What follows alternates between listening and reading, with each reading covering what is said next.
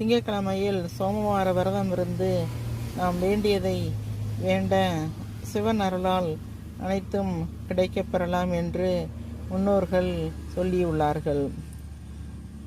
சிவபுராணத்துக்கு முழுமையான விளக்கம் சொன்னவர் இன்று வரை பிறக்கவே இல்லை என்பது ஆன்றோர் கருத்து. சிவனடியார்களுக்கு அடிப்படை வேதங்களாக திகழ்வன 12 திருமுறைகள். அவற்றில் 8ஆம் திருமுறையான திருவாசகம் மாணிக்கவாசக பெருமாளால் சொல்லப்பட்டு ஈசனால் எழுதப்பட்ட பெருமை உடையது.